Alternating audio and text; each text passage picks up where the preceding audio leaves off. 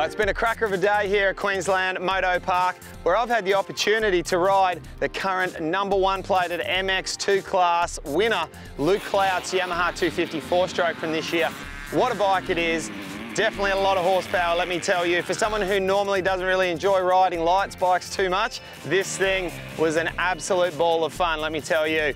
Now, while this bike has a massive amount of horsepower, one thing that took me a little bit to get the hang of is the noise that comes from this machine. The top of the tank, or where the petrol tank is on most of the bikes, has been cut out and a little bit of wire mesh put there, so all the induction noise comes straight up. And it's quite possibly the loudest bike I've ever had the pleasure of riding. You really can feel when that power gets put to the ground, but definitely a set of earplugs would go a long way. The thing that stood out to me the most was the mid-range and top-end over-rev of this bike. You could pull a gear as long as you liked and it would just keep pulling and pulling. It didn't matter if you were going up the steepest hill here today. This thing had a lot of horsepower, but you had to keep it in that meaty part of the power. If you let it go down too low in the rev range, started to lose just that little bit of torque. But man, that top-end power, unbelievable.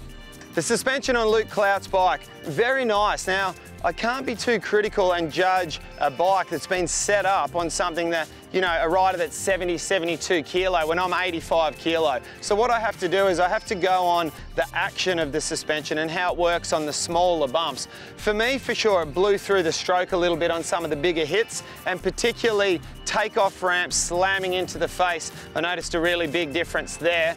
But the little bumps, the choppy bumps going into the corners, this thing handled exceptionally well. It really let the tyres stick to the ground, and you didn't have to worry about the back end stepping out to the side or the front wheel washing out on you.